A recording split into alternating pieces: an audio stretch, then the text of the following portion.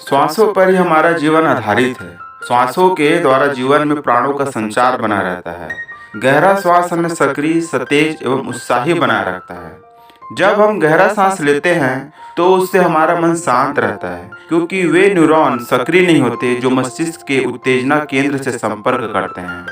गहरा श्वास लेने के लिए अलग न्यूरॉन होते हैं, या वे न्यूरॉन मस्तिष्क के उन हिस्सों से जुड़ते हैं जो शरीर को शांत व शीतल बनाए रखते हैं।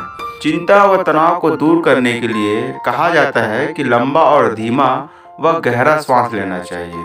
इस तरह की हिदायत मन को शांति देने के लिए दी जाती है। इसी प्रकार ध्यान की जो पुरानी परंपरा है उसमें भी शांति के लिए नियंत्रित श्वास का प्रयोग किया जाता है। जब पहली बार वैज्ञानिकों ने इस बात पर शोध द्वारा मुहर लगाई कि गहरा श्वास तन व मन को शांत करता है, श्वास लेना शरीर की सबसे आवश्यक व लचीली प्रक्रिया है। हम अपने दिल की धड़कनों को अपनी मर्जी से बदल नहीं सकते, लेकिन जिस तरह से हम श्वास लेते हैं उसे बदला जा सकता है। यह हम जानबूझकर भी कर सकते हैं, जैसे श्वास को थोड़ी देर के लिए रोक लेना, आहें भरना या जमाई ले लेना। कोशिकाओं के स्तर पर मन व शरीर किस प्रकार श्वास का नियमन करते हैं, या फिर श्वास किस तरह मन व शरीर को प्रभावित करता है, यह अब तक एक रहस्य ही बना हुआ है। लगभग 25 वर्ष पहले लॉस एंजल्स में कैलिफोर्निया विश्वविद्यालय के शोधकर्ताओं ने इंसानों सहित जानवरों के ब्रेन स्टेम में 3000 न्यूरॉन का छोटा सा समूह खोजा था, जो आपस में जुड़ा हुआ होता है। और ऐसा प्रतीत होता है कि श्वास के अधिकतर पहलुओं को वही नियंत्रित करता है। उन शोधकर्ताओं ने इस न्यूरॉन को श्वास पेसमेकर का नाम दिया।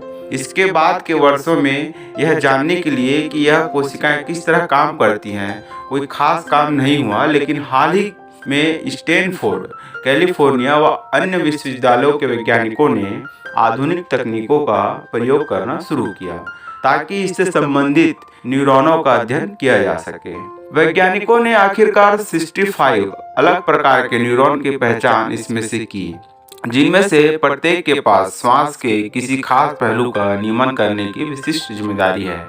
वैज्ञानिकों ने इस विचार की पुष्टि एक उल्लेखनीय अध्ययन में की, जो पिछले साल नेचर पत्रिका में प्रकाशित हुआ था। इस अध्ययन में वैज्ञानिकों ने चूहों को एक प्रकार की पेसमेकर कोशिका पर विकसित होने दिया। जब वैज्ञानिकों ने चूहे में एक वायरस इंजेक्ट किया जो केवल उन्हीं कोशिकाओं को मारता है, तो चूहे ने गहरा श्वास लेना बंद कर दिया। इंसानों की तरह चूहे भी आमतौर से कुछ मिनटों के बाद गहरा श्वास लेते हैं। इन कोशिकाओं से आदेश न मिलने पर गहरा श्वास लेना बंद हो गया।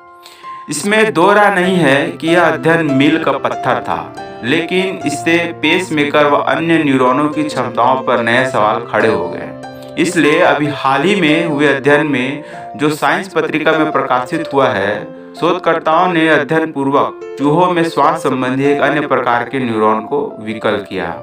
इससे पहले तो चूहे में कोई परिवर्तन नजर नहीं आया, वह पहले की तरह ही गहरा श्वास ले रहे थे। लेकिन जब उन्हें एक अलग वातावरण में रखा गया जहां ऐसी घुटन थी कि तेज तेज श्वास लेने की जरूरत थी, तो वे चूहे एकदम शांत बैठे रहे। ऐसा क्यों हुआ? इसे बेहतर तरीके से जानने के लिए शोधकर्ताओं ने चूहों के न्यूरॉन को देखा कि विकल न्यूरॉन किस तरह से मस्तिष्क के अन्य हिस्सों से जुड़ा हो सकता है। मालूम यह हुआ कि उस खास न्यूरॉन का सीधा संबंध मस्तिष्क के उस हिस्से से था जो उत्तेजना उत्पन्न किया करता है। यह क्षेत्र मस्तिष्क के अन्य हिस्सों को संकेत देता है कि हम जाग जाएं, सतर्क हो जाएं और कभी-कभी अधिक व्याकुल या चिंतित हो जाएं। जिन चूहों के न्यूरॉन को विकल किया गया था, उनमें मस्तिष्क का यह क्षेत्र शांत रहा। वैज्ञानिकों का अनुमान है कि जिन न्यूरॉनों को विकल किया गया था, वे आमतौर से पेसमेकर के भीतर अन्य न्यूरॉनों की गतिविधियों को पहचानने और तेजी से श्वास लेने व गंध को जोर से सूंघने की प्रक्रिया को अंजाम देते हैं। उसके बाद विकल किए गए न्यूरॉन मस्तिष्क को सतर्क करते हैं कि चूहे कुछ चिंताजनक घट रहा है। वह जोर जोर से श्वास ले रहा है और मस्तिष्क को चाहिए कि वह चिंता के तंत्र को गतिशील कर दे। इस प्रकार तेज तेज कुछ श्वास लेने के बाद चिंता की स्थिति आ जाती है और तेज फीडबैक लूप के कारण चूहा ज्यादा तेज सूंघने या श्वास लेने लगता है और अधिक चिंतित हो जाता है। चूंकि न्यूरॉनों को विकल करने से यह तंत्र शुरू ही नहीं हुआ, इसलिए चूहे शांत बैठे रहे। नतीजा यह है कि जब हम गहरा श्वास लेते हैं तो उससे हमारा मन शांत रहता है, क्योंकि वह न्यूरॉन सक्रिय नहीं होते जो मस्तिष्क की उत्तेजना केंद्र से संपर्क करते हैं। विज्ञान की पहुंच भले ही वहां तक नहीं हो, लेकिन इस प्रयोग से यह तो पता चलता है कि प्राणायाम से मस्तिष्क शांत एवं शीतल हो सकता है।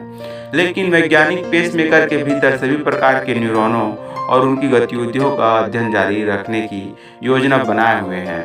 अब तक जो अध्ययन हुए हैं उनमें सिर्फ चूहों का प्रयोग किया गया है, इंसानों पर नहीं। लेकिन इंसानों के श्वास पेसमेकर भी चूहे से काफी मिलते जुलते हैं। भले यह बात शुरुआती है, लेकिन इस सोच से प्राचीन धारणा के सत्य होने को बल मिलता है। डॉक्टर क्रासनॉव का कहना है कि माताएं हमेशा से सही थी। जब वे हमें परेशान व गुस्से में देखकर हमसे कहा करती थी, रुको और गहरी सांस लो, और ऐसा करते ही हम शांत हो जाया करते थे। अतः हमें गहरा सांस लेने का अभ्यास करना चाहिए और अपने अनुकूल प्राणायाम का भी अभ्यास करना चाहिए। प्राणायाम के अनगिनत लाभ हैं और ये वैज्ञानिक शोधें यह प्रमाणित करती हैं कि नियमित प्राणायाम करने से हम सदा स्वस्थ एवं प्रसन्न रह सकते हैं।